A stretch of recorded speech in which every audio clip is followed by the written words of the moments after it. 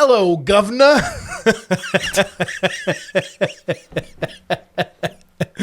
Oh my gosh, that's crazy. Well, this week on the Gospel Cast, all I can see is like an accent, and I know that there's a person behind it, but please don't be deceived by the Britishness of the sound coming at you. Recognize that there is more to the man than just his mouth.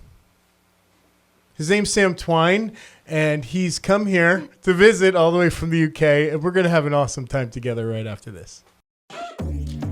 Welcome to the Faith to Faith Gospel Cast, where we talk about all things related to God, faith, missions, leadership, side hustles, and what Jesus is doing in the next generation. I'm your host, Tommy Ashiro, and I want to welcome you to the program. If you like what you hear, hit the subscribe button and come back for a new episode each week. With all that said, let's jump into today's episode. Sam, welcome to America. Thank you. Thank you very much for having me. I'm so happy you're here, man. Yeah, it's cool. It's cool to be here. It's cool to be back. Back? I've never invited you here. No, but before. I've been here like 10 times before, so back in America. But not hanging out in Connecticut. This is your first time. No, it's my first time hanging out in Connecticut in the land of the free. Yeah. Yeah. Do you feel like you're growing in your... Well, I just mean like... You're in New England and you live in Old England. Yeah. So do you feel like you've been upgraded? Oh, like massively. It's like my accent's already changed. Has it? I've stopped drinking tea. I now drink coffee. Honestly, the improvements have been miraculous. That's cool. I honestly don't know why for healing purposes, I don't just recommend every Brit comes to America, because I have now so much more freedom than I've ever been. Yeah, you should be experiencing freedom because... Clearly in your country, you can't say what you want anymore, can you? Well, I can, but we're not supposed to.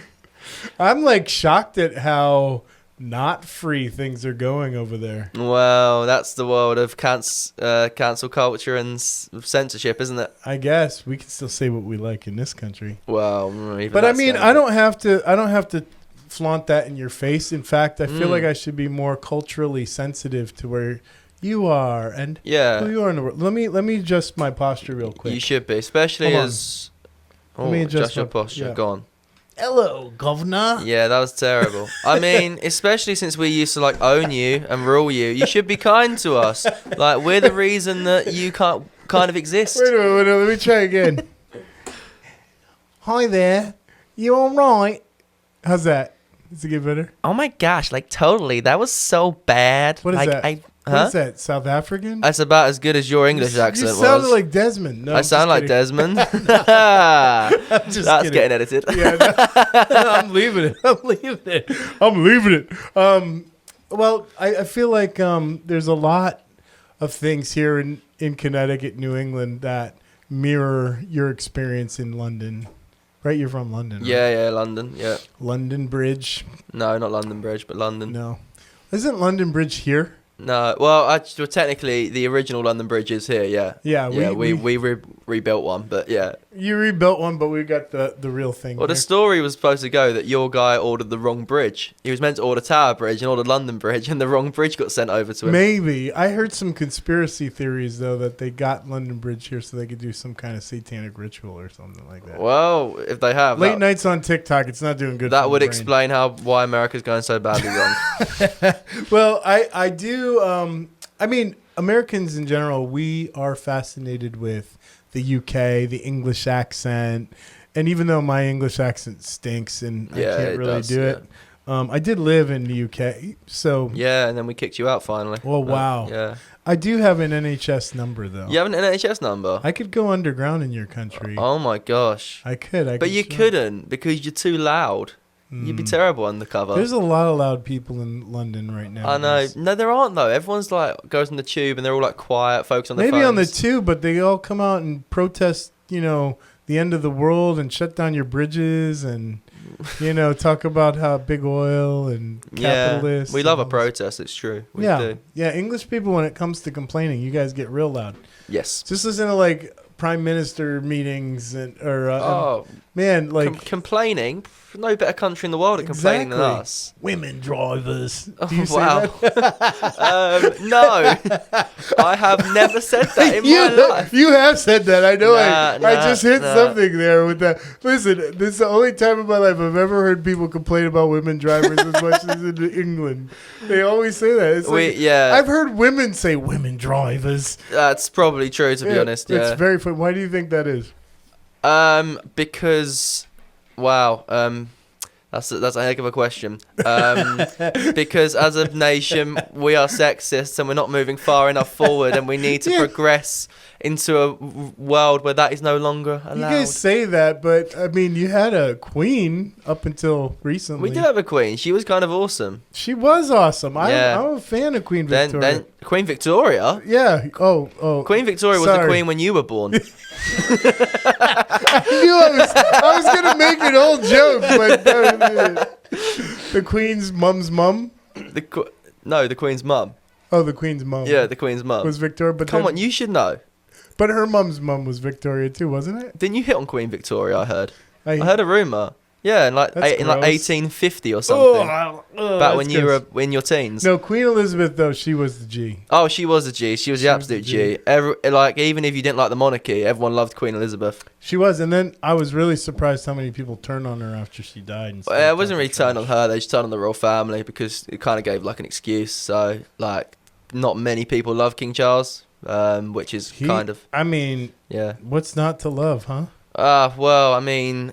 It doesn't help that obviously the scandal came out about his brother as well, so that kind of that didn't help anything his cause at all. So. Yeah, that didn't. For all those who don't know the scandal, you want to dive into that a little bit? No, I reserve my right to remain silent. Fine. I thought we were gonna get into some interesting topics here. No. But, I mean, well, okay, then let's go more pop culture then. What's your feeling on, like, Meghan Markle and... Oh, my gosh. Wow. This is just Operation Try to get Sam cancelled. I think the best thing to come out of the Meghan Markle scandal was that South Park episode. Well, don't you think that it's really great that the monarchy has embraced Americans, like, into the family? Well, yeah, because that lasted all of 5 minutes. I mean, she acts like a princess, doesn't she? Yes, she's kept the royal belief without the royal title. Yeah, why not? Yeah, I think she's done wonders for the royal family. What's it like in your family? I feel like there's two kinds of Brits when it comes to the royal family. Yeah, people who are still the Queen, the King. You know, God save them.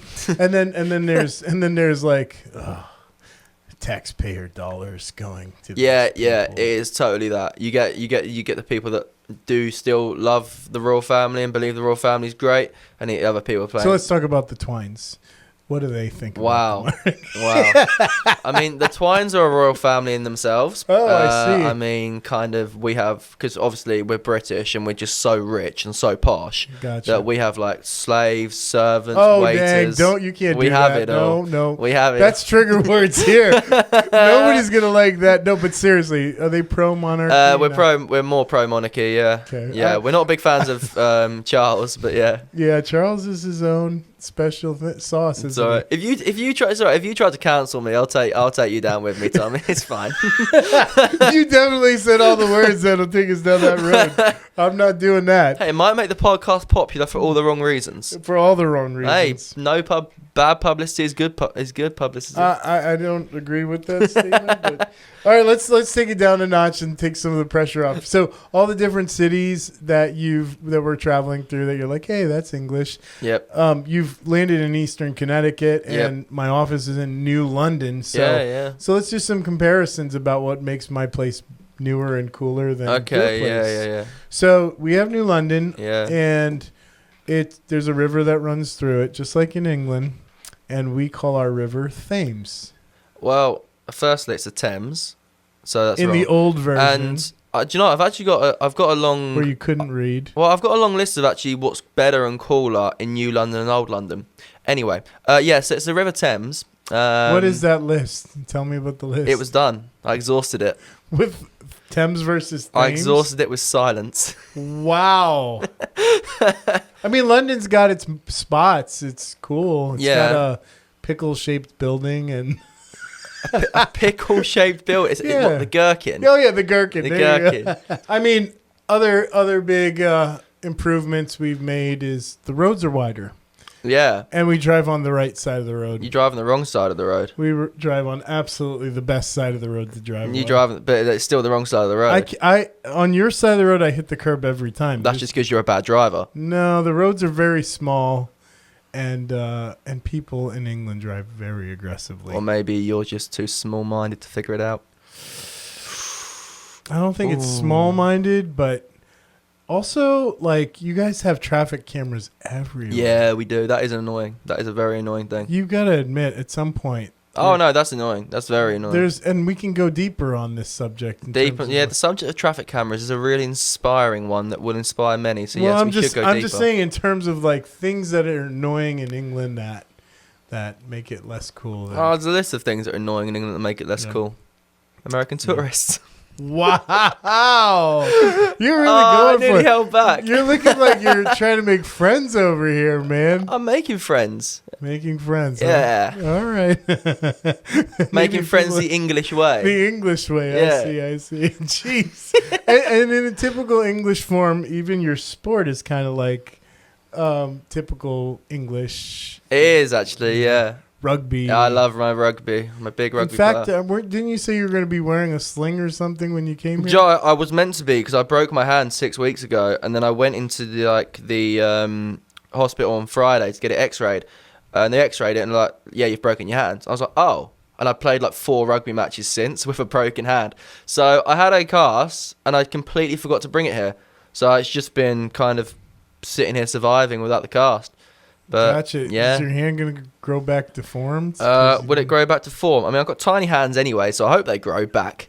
I mean, if they finish growing, would be nice in the first place. You know, the bones that are all busted. I mean, well, hopefully. I guess we'll find out. Yeah. Well, in rugby, which is, I guess, like football. Ooh, Kind of. sticky topic that. Yeah, I want to get into it a little bit. All right, it's nothing like football. I mean, it's The only kinda thing like that's football. similar is the shape of the ball, and you run and tackle each other. That's the only thing that's the same.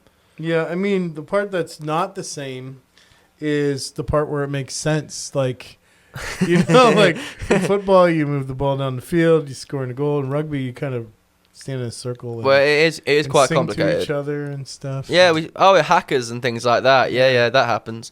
But yeah, you can only pass backwards in rugby. But rugby, like, That's what I mean. You drive on the wrong side of the road, you throw the ball backwards instead of forward. Did being in New England not teach you English? No, I it can didn't. tell. It didn't teach me English. I can tell. Queen's English, you know. Oh yes. Yeah, can you speak? It's truly marvelous, you know. Can you speak in? Oh yes. Yes. Oh, truly, I can. Really? Yes. All right, finish the interview in that. Oh yes. Oh jolly good day. No, I don't like it. No, It's making me uncomfortable. He's making you uncomfortable, darling. A little bit. Oh, I'm Oh, sorry. You can't call me darling. I just did. No. Sorry, Summer. Ew. You brought my wife into this. Jeez. All right, so Sam, let's talk about some ministry stuff because we've already like really wrapped up quite a bit of ministry stuff together in the last 2 years. I guess. Yeah, we have. Yeah. And your story goes back even further than that because you were, even before I came along, you were very active in the UK in ministry. Have you always kind of grown up in the church or did you come into it late? Are you from a Christian family? I am from a totally Christian family, and they're wonderful. They're amazing. But me playing rugby, there's a real culture in this country where when you play rugby... You just went back to rugby like that. Hey, it's so related. I promise it's so related. But when you play rugby, you get in this culture, it's called rugby culture, where, you know, you're kind of you think you're the man. Like, so you start being the first one to drink, you start being the first one to like proper chase like girls, and you end up getting caught in this culture which is so contrasting to living in a Christian life. And so basically what happened to me is I walked down into that culture and sort of started to abandon my Christian life. I started following my friends, I started going out every weekend, I'd get drunk, I'd come back and just be throwing up everywhere, and I just kind of thought this was like the best thing life could give.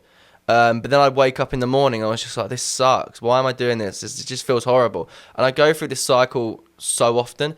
And something that was a massive part of my life that really changed who I was for the worst was when I remember when I was younger, I was like watching, I was like on a school bus, and my friends were like laughing and reacting to this video. And I was just like, guys, what are you watching? And it turned out the video they were watching was pornography. And they were like 12 years old on this bus watching this. And I was just like, I didn't know that was wrong. Because I've been brought up away from knowing anything about that. I came across it and I didn't realize it was wrong. And it honestly started me on a journey that was so destructive, so addictive, and completely changed the way that I would see women. It would make them so objective to me, and I would not be able to see them the way that God would want me to see them. And it would just completely change my mind and cause so much damage that took a lot to get past, especially when I started realizing that it was a problem and trying to stop. I just realized how addicted I was. It's so secretly addictive that you don't really know how much damage it's doing to you until you try to get off it. And trying to get off it was a really difficult process for me. So yeah, definitely not the goody two shoes Christian, that's for sure. So 23 years old now. Yeah. So what stage of life was all this playing out for you? This was playing out in my teens. So between about 13 towards 18. 18 was probably the point I got to where I was like, okay, yeah, this has to stop. What happened was I was training for my job now on the railway or railroads, if that makes it easier to understand. And then what basically happened was I went to train about 200 miles away from my family. This was during COVID as well, so like you would train and go back to the hotel. You'd be allowed to go on a walk, but that was it. I didn't know anyone there. I was only an 18-year-old kid, and I'm a massive extrovert, so I love people. I want to be around people. I thrive around people. And not being able to be around people was so tough for me. It ended up putting me in a place where I was really anxious, pretty depressed, and I would be having panic attacks, which I've never had in my life, and that was just terrifying. And then it just got me to that point where I was just like, I just needed to scream out for God. And I did. I just screamed in that hotel room. I was like, God, I need you. Like, I know you. I know you're real. I believe in you. But right now, I need you. And that was a really incredible moment for me. And I genuinely don't think I've ever felt lonely since, because he met me in a place where I couldn't be more lonely. I now know that he'll be with me no matter how lonely I feel or how lonely I am. I know that he's always with me and he's there beside me. And that is such a beautiful feeling. Because that moment had me wanting to firstly start Christian TikTok, which started going amazingly. Started just posting videos. So I just wanted to tell people about Jesus. And suddenly that started kicking off. People started engaging with the content. And it was really, really cool for that to happen. And to see the kind of influence that someone like me, who'd had the experiences I'd had, that kind of influence that I could have and the way I could help people. And that was really, really joyful for me. And yeah, kind of hit my 20s, and then I was just like, I want to take this off the camera. I want to get this into the real world. I don't want to just be someone who hides behind a camera telling people about Jesus. I want to do this in the real world. So then I basically went to, I got connected with HowToLife through one of my friends who was a part of it. And I ended up going, leading an event in London. It was so funny. When he first asked me, he was like, do you want to lead an event in London? It was the quickest no I've ever said to anything in my life. I said no so quickly. But God kept it on my mind, and I was like, okay, I kind of really think God wants this to happen. So we ended up doing an event at my local church, and that event went incredibly. We had about 140 people. We had about 10 people give their lives to the Lord, and it was really, really beautiful. And then it was so funny because about 2 months before that event, while I was planning it, I was like, God, I don't ever want to be a missionary. I never want to do that. I don't ever want to be going overseas to do that. And then suddenly 3 months after that event, I was off to New York to share my testimony at HowToLife New York and HowToLife Patterson. So it's just the way God's transformed my life from being a shy kid, ministry-wise, who would hide behind a camera, to suddenly being a kid that kind of gets to now travel around the world and tell people about Jesus. That transformation that he can do, the transformation that he's done in me, has been simply incredible. That's awesome. So you work for the railway now? Yep. And what does that job look like? So basically, the way I describe it is basically you're an air traffic controller, but for trains. Okay. So you're making sure that trains are going in the right direction, that trains aren't going to crash into each other. You're if you need to, you're stopping trains. So everything that happens on my panel where I work, I'm in charge of. So, but you never know what call you're going to get next. So some drivers might call to say they've got a problem with a train. Drivers might call to say like their train's just run over someone. It's such a Run over someone. That's yeah. Crazy. It's such a reactive job, and you never know what you're going to react to. What's the wildest thing that's happened when you're kind of conducting train?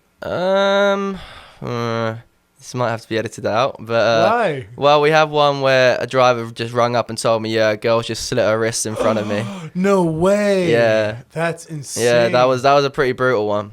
So yeah, that is brutal. How about something that's just like wonky and weird, but it's things like we've got trees on the line where trains just get to places and like, yeah, mate, I can't move. I've got a tree. There's a tree in front of me. It's like, oh, okay, great, all right, just yeah, and then you kind of ask, can you move the tree? And I was like, nah. It's like, right, okay.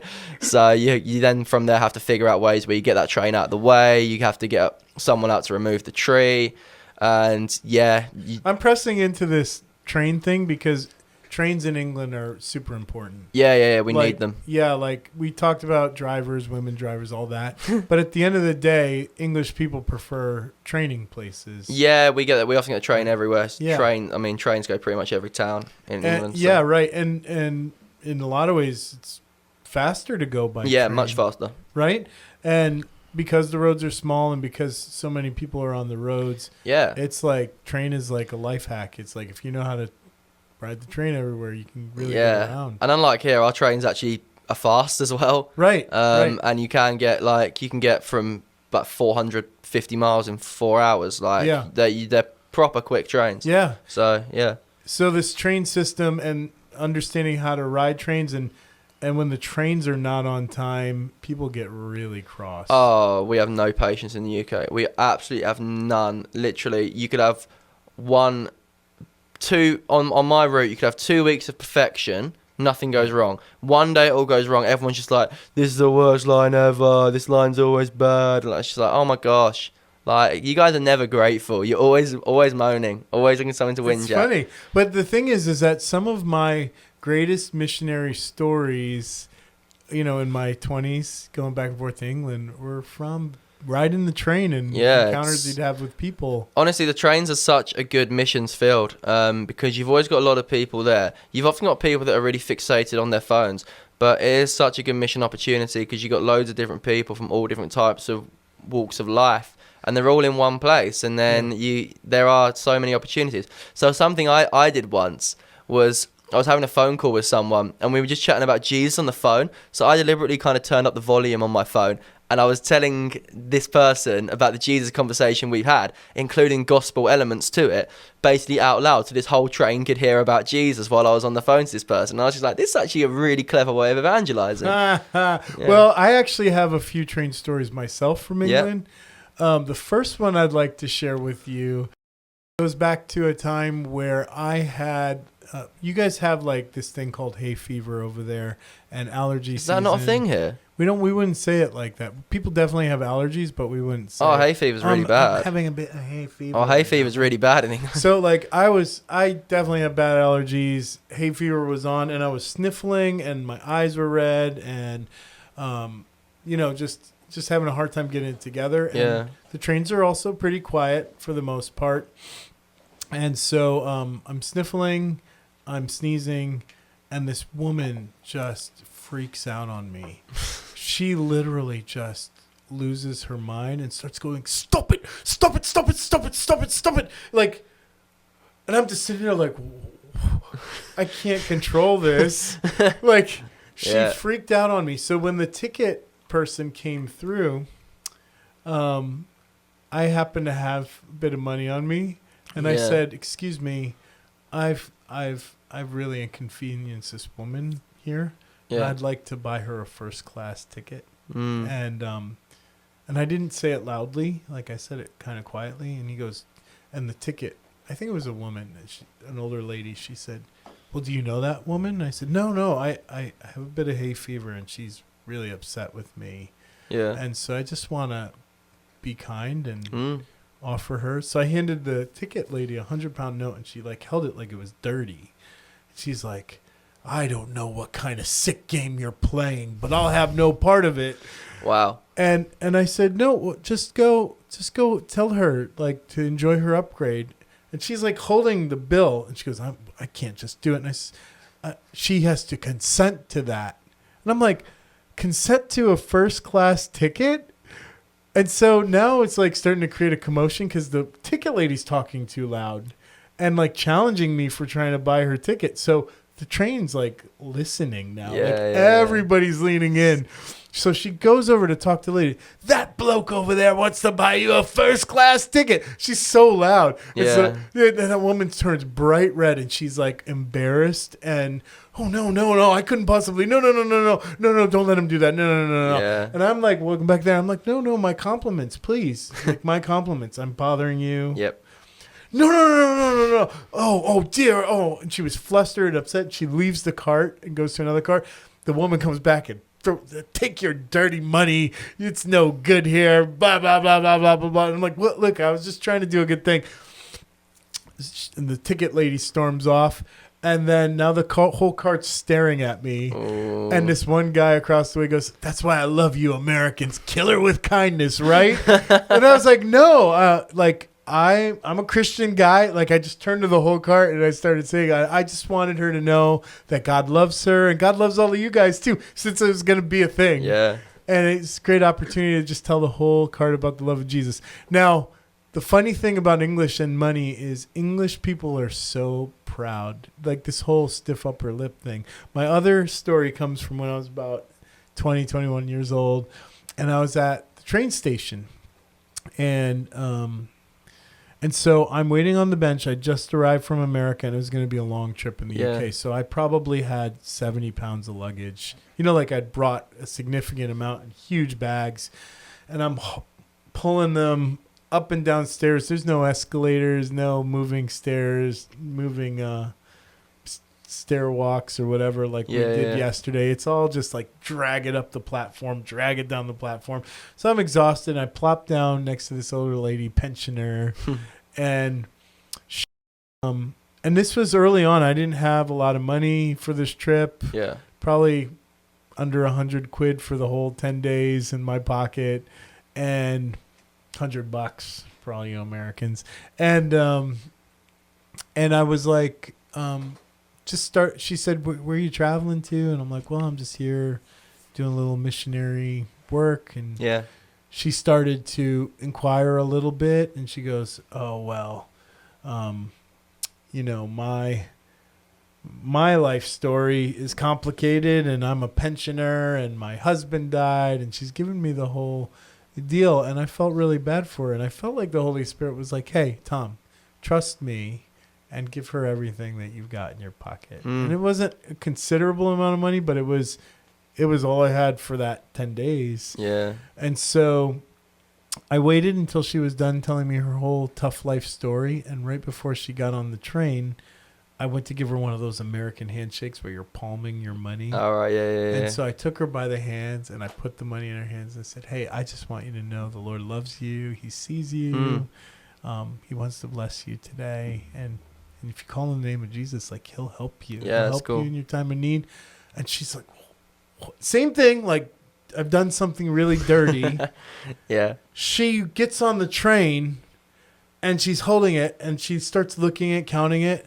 She comes to the window. It was like watching a silent film because the door is shut. Yeah. And she starts telling me off through the window, but I can't hear the words. So it's like, and I'm like, yeah, how dare you bless a British person. And then another old woman gets in on the action. So now another woman's listening to the story and hearing her yell at me. And I can see her through the window being shocked. And then now her pointing at me and shaking her finger and then looking at each other and shaking her finger, and then the train starts. Don't bless British people. And I'm like, how do you give the gospel when the hearts are so hard like that? When people don't respond well to generosity? Why do you think English people are so offended by generosity? Well, it's actually something I've noticed is one of the biggest responses, or one of the biggest one of the biggest tells that we can look at when someone has pride is how they receive blessings. So some people, when you want to bless them, will be like, no, you can't bless me, it's fine, I don't want it, I don't want it. When what they think they're doing is actually being nice, but what it actually is a sign of pride, because blessing is holy. To bless someone, to give someone just freely out of pure grace is such a holy and beautiful thing to do. I kind of think, how often does God want to bless us, but because of who we are and our pride, we're just like, no, I can do it myself. And it's the same thing. So like when you can try to financially support someone's mission, for example, and people are just like, oh, no, I don't need your money. No, you may not need the money, but God has stirred someone's heart to bless you, so therefore lay down your pride and receive the money. So I think people often, when it comes to blessings expose pride.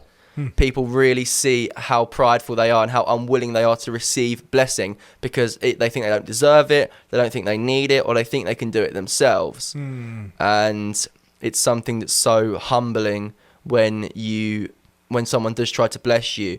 For me, when someone tries to bless me, it's such an examination of my heart. So I go, right, okay, am I receiving this because I've seen it's a gift from God, or am I rejecting this because I think I'm too good for it? Well, you certainly didn't have a problem ordering a big old steak last night when we were in New York City. Hey, I mean, Sam knows how. He's a humble guy. He knows how to receive that blessing. He does. But do you think that being a train worker, like a train station manager, whatever it is they call you, yeah. do you feel like that's a high calling, like to help England run on time, to help people get where they're going? How do you view your job, your trade? So the way I've always viewed my job is my job funds my ministry. Okay. So I'm in a really blessed position where I can self-fund myself. So for things like coming out to here, things like traveling overseas around the world, I make a very big thing that because I can fund myself, I don't want anyone else to fund me. If they want to house me while I'm there, or if they want to bless me and say, no, Sam, we're gonna pay for your flights. Okay. Gotcha. I'm not going to be someone, oh yeah, I need you to pay for my flights, or oh yeah, because I'm coming to speak, can you come and pay for my flights?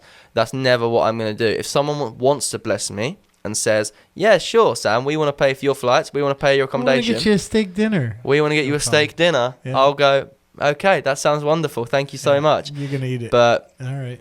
But yeah, my job's always for me been about funding the ministry. Okay. But then when I do look deeper into my jobs, I'm just like, well, I'm helping like hundreds of thousands of people get to and from work every day. Yeah. Like I'm helping them get back to their families. And in that sense, you kind of look at it, it's like, yeah, I guess I'm kind of leading people home. You are. You are leading sense. people home. Yeah. Okay, so it is a high calling. I mean, did you grow up as a kid thinking, I want to be like a train conductor? Honestly, when I tell people my childhood, everyone's just like, Sam, are you autistic? Why? I loved trains. Yes, here we go. We're going deeper now. We're going deeper. Honestly, when I was younger, I memorized train maps. So every single train station UK, and I can still. There it is. There's the weird thing. We finally got there. And the tube map, I can still memorize it now, all of it, and yeah. Okay, we got to take a break in a minute, but I'm gonna. That was really good. I'm gonna fit this last thing in before the break. Yeah. See, I did know to go deeper here, boys, because in mentoring Sam by Zoom every week, he does have like a little train clock hanging above his bed that still, runs on time to this. No, it doesn't run on time. No, it's broken. Dead. But here's his little Thomas the Train Tank up in the corner. Yeah. And I saw it in the corner, which we'll put that photo in here. Put that in the timestamp. Here's Sam's little train clock as a little. It's not even a clock. It's just a light. It's in it. Okay, it's a little light train thing. Anyway, it's so cute. Oh, a little. Yeah, it hasn't worked for about 10 years, but yeah, I've had it. I tried to get him batteries for it as like a little gift. Try and renew that sense of calling in you and that sense of purpose and drive for trains. Yeah, we'll be back right after this.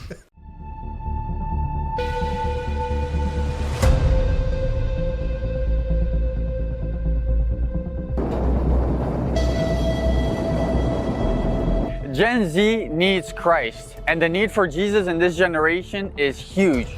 The young people of our world need Christ. We have a solution. God is at work. Young people around the world are working hard to share Jesus with the youth in their cities. These are called HowToLife events. Jesus says, make disciples, proclaim the gospel, and be Christ's witnesses. This global movement empowers believers in our generation to reach our generation. Jesus is the hope for Gen Z. Jesus is the hope for Gen Z. Jesus is the hope for Gen Z. Events are currently being planned in the USA, Canada, Latin America, UK, Europe, South Africa, and Asia. Our prayer is that we'll be able to share Christ with thousands of our peers in nations around the world. My vision for Gen Z is that they would redirect their passion towards Jesus. So I can bring a revival into my community. I am so excited for HowToLife Because there's so much freedom that is found behind just knowing our Creator. So much children today in our generation is heartbroken. I know how this generation is so thirsty for more. Finding Christ is the greatest thing that anyone can find. My vision for Gen Z is that they not only know who Jesus is, but Knowing and loving Jesus in their lives. my vision for Gen Z is encouraging kids to take their faith seriously from a younger age. My vision for Generation Z is revival. I am excited about HowToLife because I am passionate about reaching both my community and my friends with the gospel. Jesus is the hope for Nottingham, England. I 100% believe that Jesus is the hope. Jesus is the hope. Jesus is the hope. Because Jesus is the only hope for Quebec.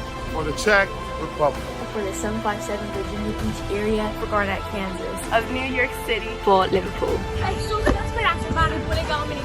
from Cincinnati, and I know Jesus is the hope for our city. For Vancouver, British Columbia, Canada. Jesus is the hope for Brownsburg, Indiana.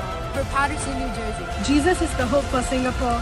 Help us reach our generation. So how can you help? How can you join this movement? First, get involved. Don't just be an spectator, but participate. Get to know people around your area. Whatever your gifts are, if you have a heart for this generation, we want to invite you to come and help plan these events. The second is prayer. Prayer is vital for any move of God. So we want you to join us in praying over what God is doing in HowToLife all over the world. Thirdly, no matter what generation you're in, we want to invite you to support HowToLife financially. HowToLife leaders all around the world need this support. I want to challenge us as Gen Z to give to missions. My vision for Gen Z all around the world is that they will get to have a real relationship with Jesus. My vision for Gen Z all over the world would be to see people, every nation, tribe, and tongue coming to know the Lord. Hi, my name is Jordan Whitmer, and I am the founder and CEO of the HowToLife Global Youth Movement.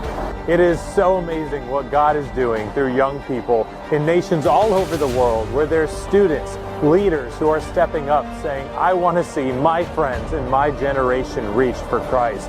Would you join us? Would you be a part of this effort to reach the nations of the world? God is on the move. Thank you so much. Jesus is the hope for our generation. All right, we're back with Autistic Sam, and I'm sorry, Sam Wise. Hey, you got to say acoustic these days. Autistic's too offensive. Acoustic. Acoustic. That's better. Acoustically. Awesome, Sam. Sam Wise, the train conductor. I'm a signaler, but yeah, that'll do. Sam the signaler. There you Sam go. the signaler. Signal man Sam.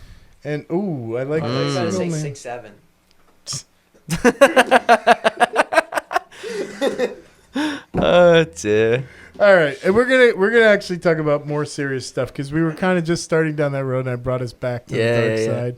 But we're gonna continue. I love your work with HowToLife. That's kind of our basic way of engaging. We don't have to dive into that whole drama legacy. Yeah. But HowToLife, is that kind of your first out of church, kind of dipping your toe into the global scene of missions? Is that your entry point into missions and evangelism? Or was there other things? No, it was HowToLife was first. So that first London event we did, that was the first kind of evangelistic event that I'd ever done. How did you meet Jordan and crew? Like, how do you engage HowToLife day one? How does that happen? How did I meet Jordan? Wow, I'm trying to remember. Or just now. How did you find out about HowToLife? So I found out about HowToLife from my friend George, who is currently heavily involved with HowToLife when I first heard about it, and also Josie Galopin. So I heard about it through them, and then I went to the Birmingham event in 2021, I think. Went to that event in Birmingham. That was And that was where I met George and Josie, and then George kind of gave me the idea to do the event in London. Oh, that's really cool. So Jordan didn't come along till later? No, I'm trying to think when Jordan exactly came along. Because Jordan was definitely involved in the first event in London, because we collaborated it with the retreat, the retreat we did, I think like the retreat we did the weekend before, and then the event we did the Friday night after that. So it was crazy because we had people from Malaysia. Wow. We had David Latting and Elijah Lamb. They were both there. Okay, cool. Yeah, we had people from all around the world. Is that the one JD came for? That's the one JD came to as Fernando? well. Yeah, Fernando was there. Cool. Yeah, very all cool. these people were at this event because it aligned with the retreat. So yeah, it was really good. And then suddenly, cool. You've got people that you see on videos constantly, and suddenly you're leading an event where they're all at, and it's just like, oh my gosh, wow, this is definitely getting thrown in the deep end. So you've been at it for a while, and by the time you and I connect, in the lead up to, which ends up being a year-long lead up to the London event, London had done multiple How to Life events. Yeah, London's had a few now. Yeah. And at some point in the equation, did you become like the leader for How to Life London, or? So I became kind of How to Life UK director in about March, but then I also became global coordinator for How to Life as well for a little bit as well. So that basically involved kind of overseeing events where Jordan or Sarah couldn't go to. So I went to events such as West Massachusetts, Wilmington, Malaysia, which was absolutely insane. So yeah, I went to a few of these events around the world, and then also communicated quite a lot with the young leaders and just help them grow and prepare them, and kind of just help them navigate all the fear, the worry, the problems that they end up going through being event directors. Oh, that's cool. That's really, really cool. So How to Life was kind of a launching pad for you, kind of moving to the next level of ministry. Yeah, it was definitely a good start, and it did teach me a lot. It taught me so much about what Gen Z want, and I think something that Gen Z really want, which I'm not sure the church has fully got yet, but Gen Z wants it real. Gen Z doesn't want to be eased in. It just wants to be thrown in, and then Gen Z itself will decide, oh, I want to stay in here, I want to get out. I think Gen Z hates, create like a pool analogy, Gen Z hates like dipping its toes in. It would rather just jump in.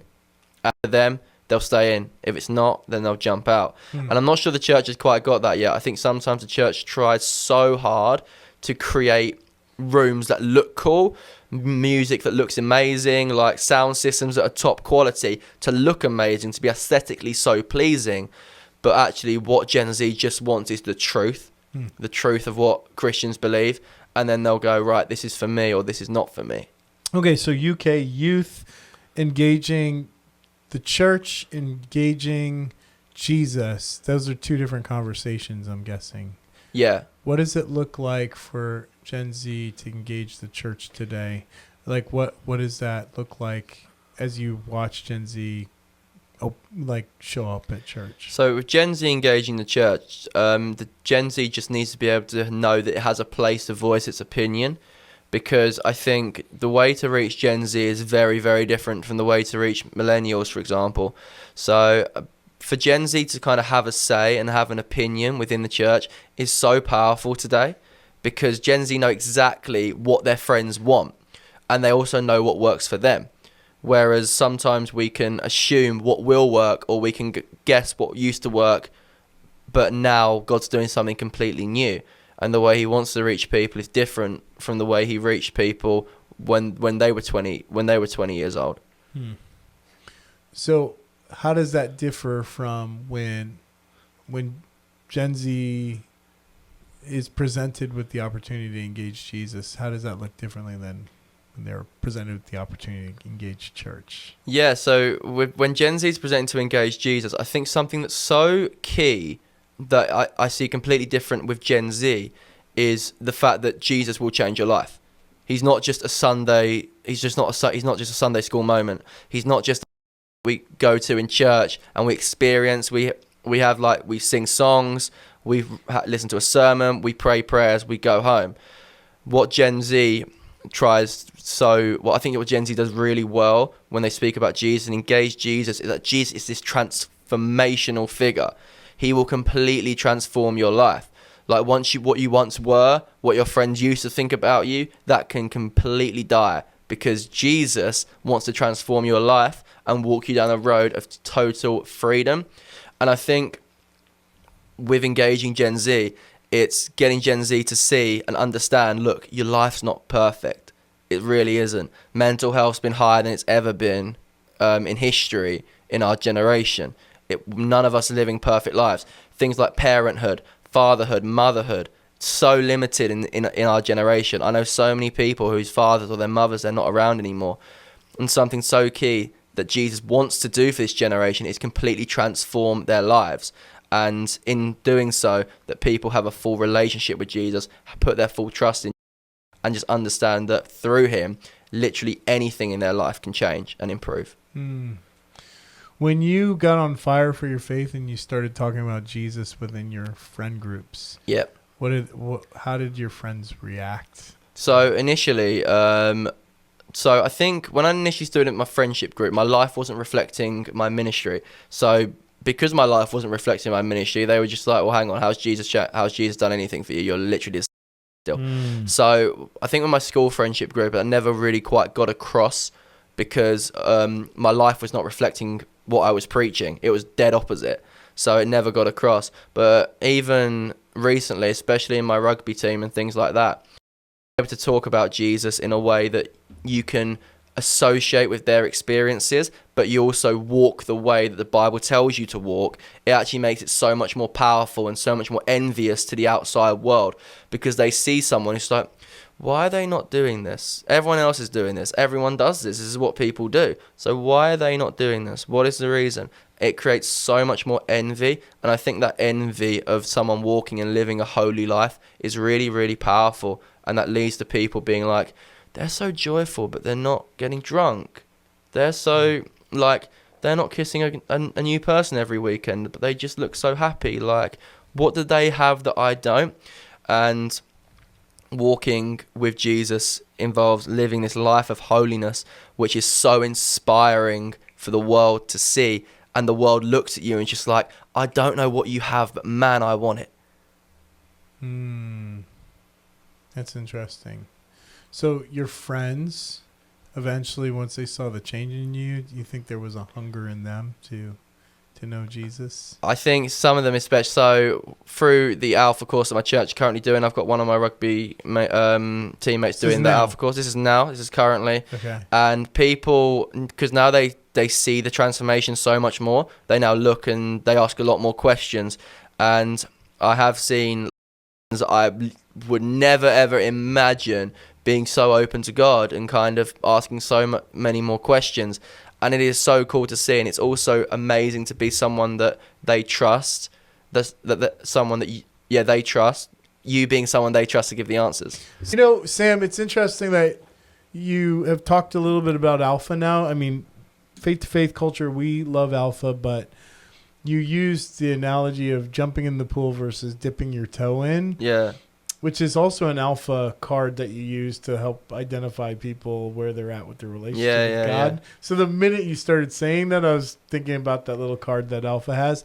And then I thought, well, wait a minute. Alpha is a tool where you would actually try and get someone to dip their toe in. Yeah. Jesus. So if that's the case, why is your play, hey, let me get my rugby guys into an Alpha where they can dip their toe into talking about life and faith in God in a judgment-free environment.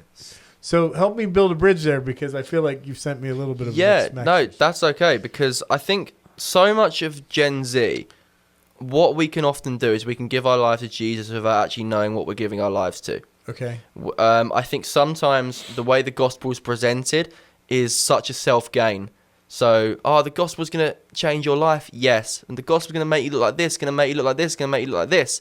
But we actually missed the full point of repentance and the transformation that your life will go through when you receive the gospel. So I fully believe my friend's ready to fully commit his life to Jesus, but for him to truly and fully know what he's committing his life to means that it will have such more of a profound effect on his life. And through the Alpha course, he'll develop a deeper knowledge of just what Jesus has gone through for him, and therefore develop such a greater love for him when he fully gives his life to Jesus. Because you do get some people that instantly give their life to Jesus and just like, oh my gosh, he's the best thing ever, I'm in love with him forever. Yeah. But then you get some people, they give their life to Jesus. Like this was for example, Billy Graham, amazing evangelist. But there's so many people who gave their lives at Billy Graham crusades, weren't discipled properly, so they never continued their faith. Alpha kind of does the pre-discipling.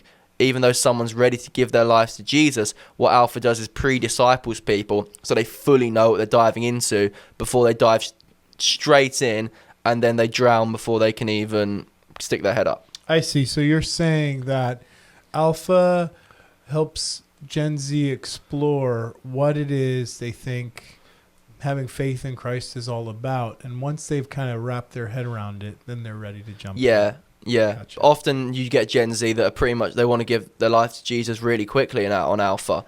But we deliberately don't push that because it's just so good that they have more chance to know fully who Jesus is. All right. So I think I've got my head around that. So for you, it sounds like when you were making a decision for Jesus, it was a little bit of backwards way, where it was like you kind of knew Jesus, then you decided to go all in with the world. Yeah. Then you started to question and then backpedal your way back out of that. Help me like understand why you were different than the rest of your friend group. Yeah. So I guess it's a bit of a prodigal son story. So I was raised in such a wonderful, loving Christian home, but that made kind of the world seem so appealing to me because it was giving me things and offering me things that I'd never encountered before. And for a young teenager, you want to try new things. You want to follow your friends. The peer pressure when you're a teenager is insane. So you want to follow your friends. You want to be like them. So often I would literally jump off the boat in the same way into whatever they were doing because I wanted to be like them. I wanted to be seen as cool by them. And then that would kind of be the way that I would feel popular. I'd fit in, and that would be identity because it would be found in what they were doing. So it really started transforming for me when, like I said, I got sent training a place called York, and I suddenly realised that so quickly that I was leaning on my friendships, my identity and everything.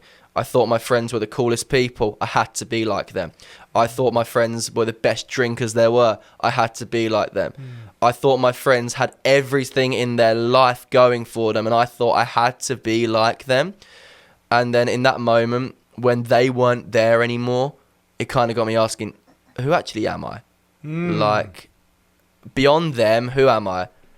And I was like, do people actually like me? Or do people just know me as that rugby kid who drinks too much and tries to get with loads of girls and he's just a low-key a narcissist? Like, who do they actually think I am? So that kind of led to the depression phase of that period, because I was just like, man, like, no one loves me, no one wants to be friends with me, like, I'm here and no one's reaching out to me. And that was kind of where I was like, man, my life needs to change. I believe in God, but I don't have a relationship with him. I don't know what he can do for me, but I need him to do something.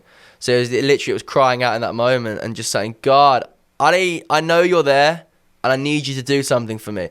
Because if you don't do something for me, I don't know what's going to happen to me.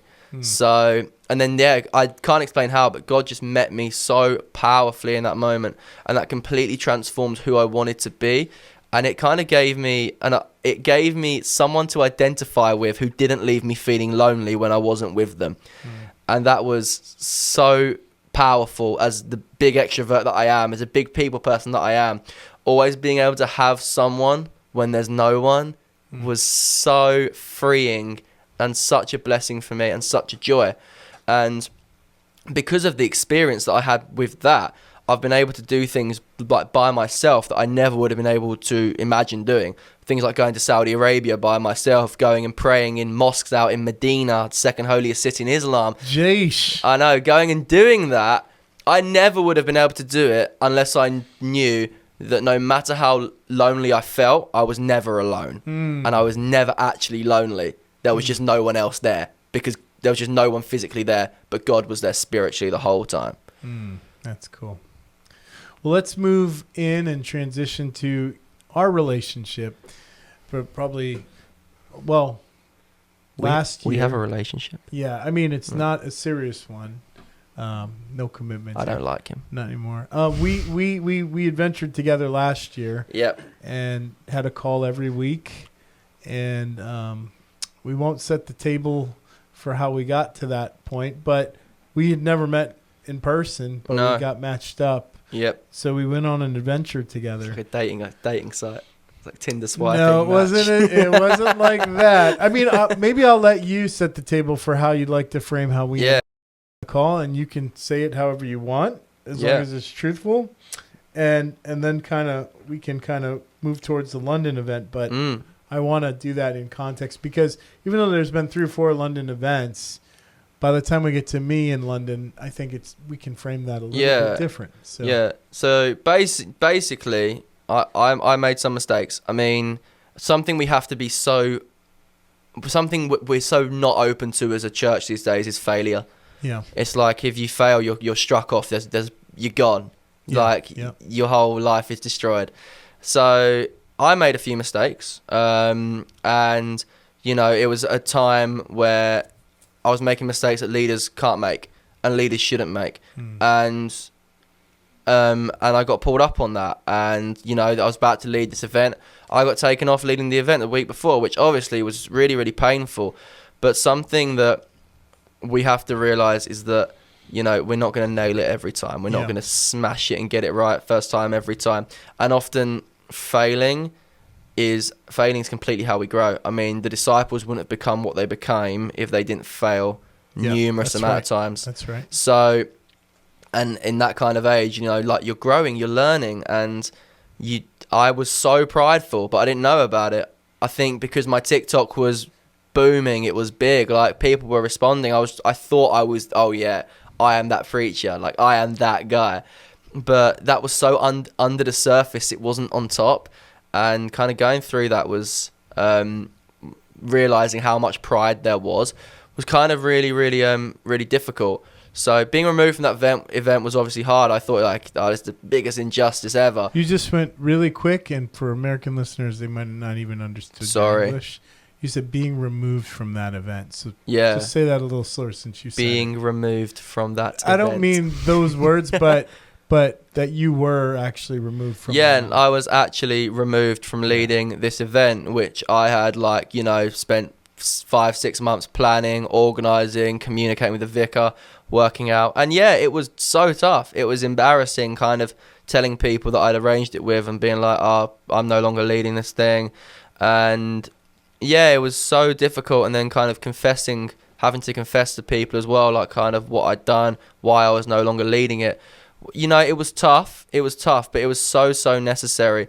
I think God will always expose pride. Yeah. If you have pride in your life, whether you know about it or not, God will always expose it in some way. So if you know you have pride in your life, then submit it. Like get low, get in front of the cross and put it on it. Put the pride on that cross, because pride will destroy you. Like in every single king in the Old Testament, at some point they were destroyed by pride, even the best like Solomon, Hezekiah, they were destroyed by pride towards the end of their lives. So kind of me being exposed for pride so early in my life is actually one of the biggest blessings that I've possibly had. So from then... Wait, let's not go too fast, but I do want you to go there. But I want to sit in this moment just for a minute, because not to make you uncomfortable, but since you opened the door for this, I think there's an opportunity for Gen Z to learn. Yeah. And it was actually a really cool thing that happened in the middle of a miserable thing. Yeah. So from my perspective, we're on a How to Life series. Jordan's been on the show now Nate's been on the show. Last season we had Kyle. Yep. Which that was a lot of fun. Go back and watch it. I'll link it in related videos because you can't really miss that. But back to serious. You're kind of wrapping up the season on How to Life, having all these How to Life leaders back to back. Yep. But also this is the season finale, and this is a really interesting moment. I had just joined the board of directors from my perspective. Yep. I'd been on the board for 10 seconds and something bad is popping off. And I draw the short straw as the youngest of the eldest. Yep. To, hey, Tom, you're real relational. Go talk to that young guy in London, and you live there too, so you've got that in common. Yeah. Let's see if you can sort of present this really bad news in the form of a gift. That's really what they were asking me to do. Yeah, I'm like, the gift that I had to see more of you. But I want to give a 360 on that too, because I had said yes to the board. I wasn't given a super long deadline, and I had been around How to Life for a couple of years. I was new in my Palau role as well. Maybe I had finished my first year, but I was still pretty new in it, and I'd said yes to Jordan. And even though Jordan and I had known each other for a couple of years, I still wasn't sure about him in a few ways. Yeah. So obviously you can go back and watch my episode with Jordan. We have a great rapport. We're brothers. But there was still some questions in my mind about Jordan. And in the privacy of those board meetings, without disclosing what played out behind those doors, I learned what kind of a guy Jordan was. And so for the record, I'm going to say it. Jordan oozes of integrity. Social skills, maybe not, but he is the most by the book, check the box leader possible. Yeah. More than me. And so as I watched him wrestle with, but Sam's my friend, but here's the rules, and here's what the board has now voted. Yeah. Like he moved to protect the integrity of How to Life in every way he could. Relationally, I think that's why he had me join the board. He's like, Tom's better at relationships, so Tom, I will do my job. Yep. And Jordan says this, and then Tom, can you help me with the relational chessboard of how we move forward with people? And by the time you and I have our first call, you're pissed. I mean, can I say that? Yeah, well, I don't know. It's your podcast. I added extra vowels in there, so it wasn't you just did. straight up. It's true. I dragged it up, but I mean, you were not a happy camper. Let's say it that way. Yeah, that's true. You were really upset, and so our first few conversations were not that pleasant. I was viewed as a hostile, and also with some emails before those meetings, and I'm like, this is gonna be tough. Yeah. And so as we talked about discipline, I'll not forget that conversation because you said.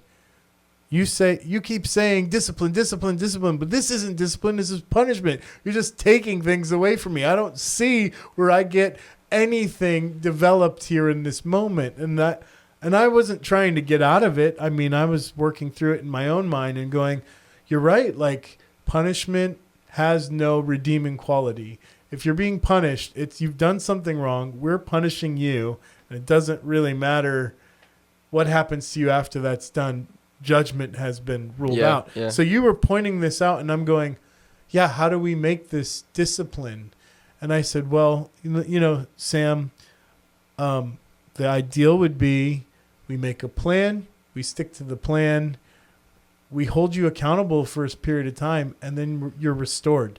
Whether you continue on with How to Life or not, that's your choice. But at the end of that process, we've walked together, and someone will now say, yep, Sam made a mistake, but then he was held accountable and he submitted to leadership. And when that process was done, he's paid his dues and we vouch for Sam now. And you're like, well, wait a minute. Are you offering to mentor me? Like you said it very directly. Yeah. Like you didn't mince words, and you like it was over a camera and we'd never met face to face. And you're like, because if this is what you said to me, is if you mentor me, I've been praying for this for a long time, It's and I true. accept discipline. I'll drop everything. I won't push back. Like, you literally gave me like this whole confessional. Yeah. And it wasn't like, oh, quick. Oh, great. The path to least resistance. I've got Sam by the cojones now, and I can get him to back off. It wasn't like that at all. It was like Sam, the tough rugby player, now it was almost like you were stepping out of that body and into Sam, the Thomas the Trank light on the wall guy that I know now. And you softened in that moment and became like a child and was like, because if you're offering me leadership and mentorship, I accept right now. And I was like, well, then I can't refuse you. And I made that deal in that moment. And it wasn't to make the problem go away. It was because I saw your heart. Yeah. And whoever's watching this podcast, and there's specific people I'm thinking about, I want you to see this moment and recognize that it was that moment that made me decide to go all in with you. Yeah. And we did. And what do you think's going to happen when two guys meet together every week for a year? Yeah. Friendship. Yeah, it's true. And sharing stories and sharing life and making fun of each other. And then also just walking through some tough stuff. And I'm not going to say every week was like, Sam, tell me your darkest secrets from last week. It wasn't like that, but a genuine relationship was born. Yeah, and I think there's a real issue you touched on there. I think there's the rise that Gen Z people can go through in the ministry world is insane. You can go from a nobody to everyone knows you so quickly because of social media. Right. And with that, if it's not, which is what happened to me, if you've got no one kind of walking you through that growth, you'll reach levels of pride which you didn't even know were possible. So behind that, there is such a real calling for, older people, for people who used to be in ministry who aren't anymore, who want to grow the next generation, who want to see the next generation thriving for Jesus across the whole world. There is such a call for mentorship there, like never before, because there are so many on fire, passionate, crazy young people 100%. who are desperate to see revival in the whole of Gen Z around the world, across America, across the UK, around the world, but who have no guidance. So they end up getting to these levels that they've reached where it suddenly all becomes all about them, often to a point they don't even know, but it becomes who am I, or what video am I going to make that's going to reach people? What preach am I going to do? Look where I'm preaching here, this is so cool. Where you've got no one actually going behind you. Did God actually tell you to preach there? Did God tell you to post that video? And Gen Z need that. We massively need that, because we will just all burn out and be like the kings of old, full of pride and leading the church in the completely wrong direction if we don't have mentorship from above, from people who've seen it and done it all before. So during that year of mentorship, you had to give up your titles for HowToLife, you know, the UK thing, the global thing. I mean, you did some global work for us during that time, but as far as like really being in charge within the scope of what it was you were repenting for, we really limited access there. Yeah. But in my G&E role, that was different. And so without disclosing to G&E what we were doing in HowToLife, we framed up an opportunity for you to have something to look forward to. And we sent you off to Chingola, Zambia, and to be part of our team there. Now, you weren't in charge of the whole thing. It was a very large festival. Yeah, it was. But you got an opportunity to do some speaking. Yeah. Far away in Africa. Yeah. But we allowed you to continue to exercise your gift under authority. Yeah. And with other older bros around. I didn't go on that trip, but my colleagues in Global Network were with you. Yeah. And it wasn't like we baited that carrot out there to get you to submit again. It was nothing like that. It was like we walked together for a little while, and it seemed right. You know, in the scripture, it seemed right to us and the Holy Spirit to send. Yep. You know, it was like one of those moments. And it was like, let's send Sam out. Let's give him something to look forward to this summer. And so you went. Yes. Tell me about that experience in Chingola. That experience is absolutely incredible. It was such kind of a culture shock, because obviously you see everything on the news about what Africa's like, but actually being there was insane. Some of the locals were telling me that we were probably the first white people they'd ever seen. Really? Which is just ridiculous to think about. I mean, Chingola was so dry, so hot, so dusty, so so much poverty, but the people were the most joyful people I've ever seen. They were so lovely, so welcoming, just so kind. And that was such a special experience. I guess the great thing about with G&E is you go and meet people who have been all around the world, who have seen God do incredible things, and you learn from them. You get to walk with them. I mean, some of the people there that I've met are still very much in my life in mentoring ways today. People like Tara, for example. Me and Tara still chat loads and loads. Wow. Oh, Tara's great. She's like my spiritual mum. But yeah, we have absolutely great experiences and times, and you meet people that become friends for life. I remember when my fiance Adriana, she went out this year to Chinoi in Zimbabwe, where she met the Blickens and instantly just became best friends with them. And that was, especially with Kayla, and that was just incredible. So kind of having that and being in that area where you're with people who have done this for a long time, who've gone through stuff you've gone through and have suffered along the way, and getting to hear their stories and walk with them was just so powerful for me. And it was so maturing as well. And that's kind of at the heart of G&E, the global network of evangelists, throw that in there, is that we want to build that kind of community, not just within Gen Z, which is sort of how a lot of young people know me, as I'm working with Gen Z in the global network space, but communities, intergenerational community of evangelists who are just committed to the Great Commission and wanting to complete it together. And as those friendships are formed and those little tribes, not African tribes, but like communities of people that are gospel-minded, link up, that they go out together, and we see transformation in the places they go, but also in the community itself, because those relationships get rich. Yeah. So by the time we get to a year later and you've gone on mission with us, and now it's the anniversary of your discipline and we're getting ready to pull all the shackles off and let you go again, we replay the London event. And instead of you being benched and sitting in the back sulking, you're back center stage and you get to give the gospel a year later. And that's actually when we first get to meet in person, right? Yeah, it was the first time we met in person. I grabbed Josh and Avery, also previous guests on this show, and we head out to London to support you for your event. Tell us about the London event this past January 2025. Yeah, so the London event, that was absolutely incredible. I think the planning for it was... do you know what? We didn't actually find it too hard. It was actually really good. I remember that was when I started dating my now fiance Adriana, and she was with circuit riders at the time, and we were going through kind of parts of planning it together. And then she was kind of like, Sam, you've got a whole team. Why are you taking all this on? Get one of your teammates to take this on. And I was like, wow, that's actually just such a good idea. I think when we end up being Gen Z in leadership, we just take so much on, because we think we can, but then we end up not being able to. So I evenly divided like loads of tasks between my team, and it just made life so easy for me, and it was so peaceful. And the run up to the event was just peaceful, and it was relaxing, and the event itself was absolutely incredible. We had about 200 people come along in London. We had so many people commit to be sent out to the nations. We collabed with Circuit Riders, HowToLife, Global Network of Evangelists, and it was just and the Send. It was absolutely incredible.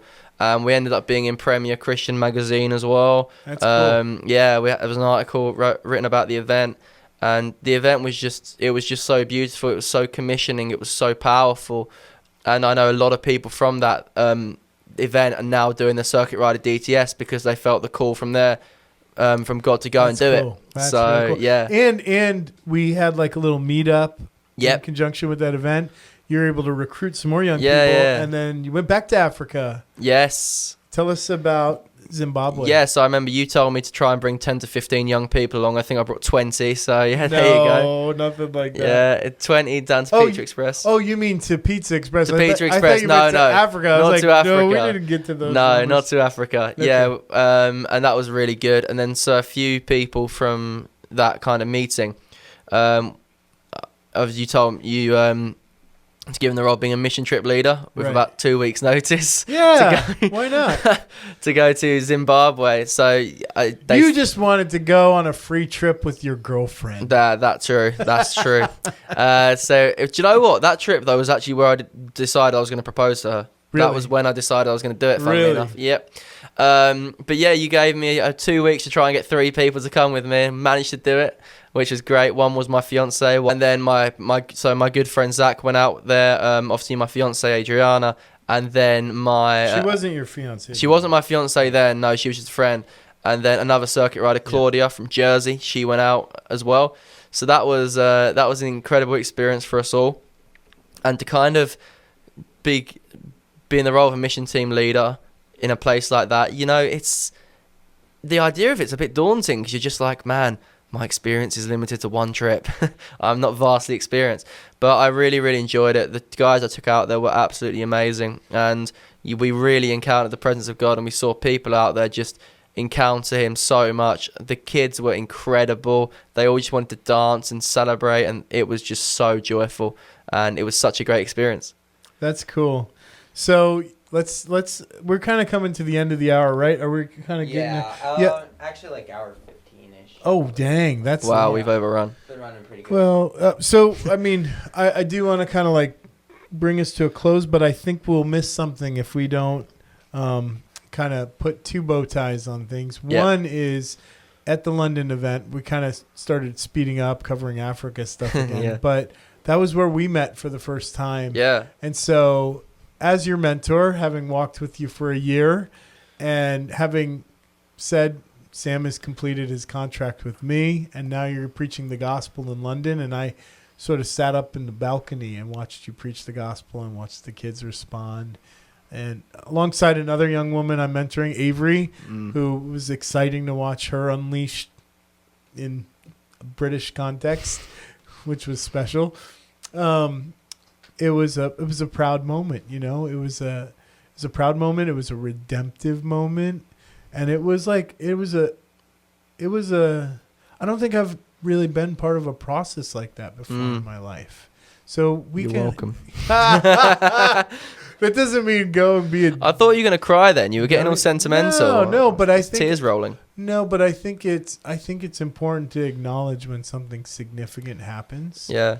And besides the preaching of the gospel, which is always fantastic, Yep.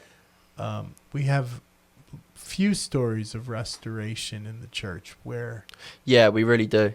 So what seemed like it could have been difficult and problematic, and maybe even taking the whole ministry down, ended up being a moment where the relationships went deeper and richer.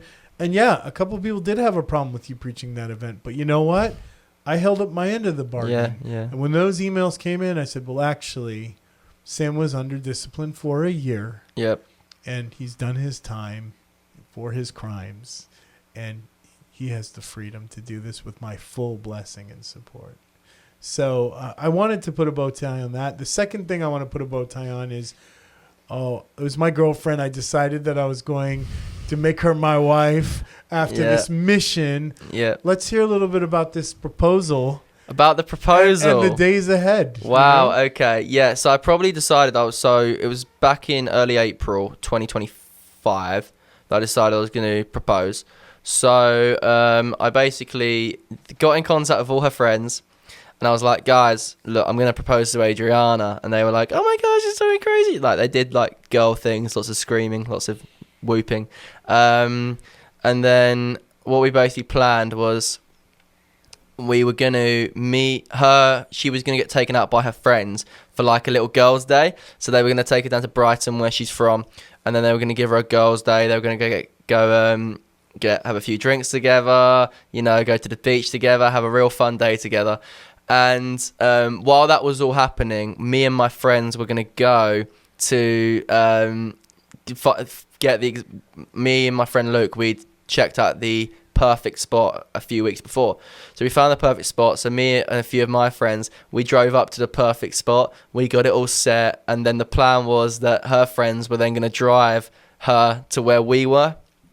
So that's what ended up happening. And then, I proposed to her. Praise God, she said yes. That would have been awkward if she didn't.